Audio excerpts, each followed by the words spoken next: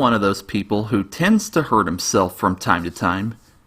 I grew up in wide open spaces where I could run around and do whatever I want, which has led to some crashes and burns along the way. Surprisingly, I've never had any broken bones or had any serious life-threatening injuries, but I've still managed to cause pain to myself in several creative ways. Let's start with my very first serious bump. I was a baby, walking around, nothing unusual, and then all of a sudden,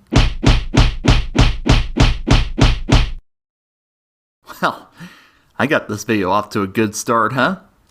I was barely to my toddler years and I already almost died. Having fun, kids? Fast forward a bit, I was probably 4 or 5, and then all of a sudden, that's right, I fell down the stairs again. Thankfully, nothing serious, but my head sure could have gone without all this brain damage in my lifetime. Another incident involved one of those big salamander heaters. Well, that sucker was glowing bright orange, which attracted me to it. And since I was, stupid, toddler me touched it. How do I describe the pain? Imagine giving the devil a hand job. My finger felt like it was on fire, and my parents could hear me screaming over the revving of the heater. My folks managed to put my finger in cold water and put a band-aid on it. Jeez, of all the stuff that's happened to me, that was probably the most painful. And now I seem to have a hatred for the color orange. Okay, back to the brain damage. So again, when I was a little kid, the only other kid in my neighborhood gave me the idea to have a rock war. We each manned our trenches and just started chucking pebbles at each other. We weren't trying to hit each other. At least I wasn't. But we were just chucking rocks towards each other for fun. Well, out of nowhere, this kid picks up a giant chunk of blacktop and hurls it at me. How he lifted it up, I have no idea. But it flew and came down right on my head before I could even have a chance to react to it. And this kid had the nerve to say, "I told you this was a rock war." Yeah, rocks! Not giant pieces of freaking concrete, you crazy son of a... I went to day camp while school was out, and I spent a lot of my time doing a lot of fun activities. This camp was held at a center where the local minor league hockey team played, so we had the chance to do some ice skating. Now, my first time trying it out didn't end too well. Got on the ice, eased a bit, and then I fell backwards and landed on my head. And that was the last time I ever ice skated. The judges weren't satisfied.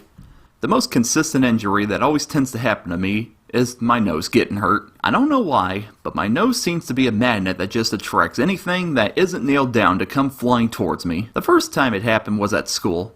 "Hey Ben, if your hand is bigger than your face, you have cancer." Yeah, I fell for that. Ow! I got blood all over my shirt, and I had to wait in the principal's office so my mom could come and bring me some new clothes. So after that incident, my nose would always bleed at the most random times when it never had before.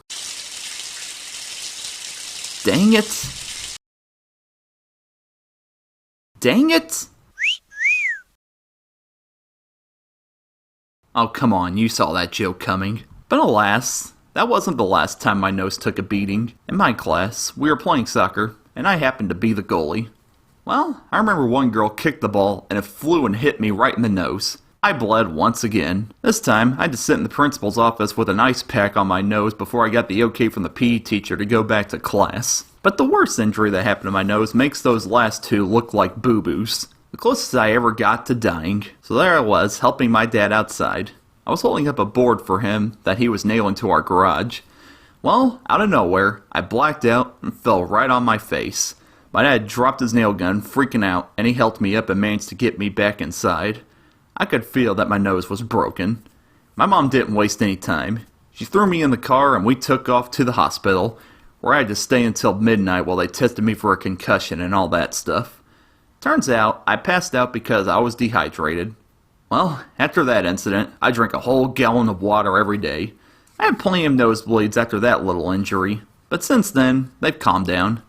The scariest part of all this was my dad said that when I fell, I barely missed a big rock on the ground. And had I landed on that, I probably wouldn't be making this video right now. So other than that, I managed to stay free from any serious injuries. Though all those blow to the heads might explain my brain damage.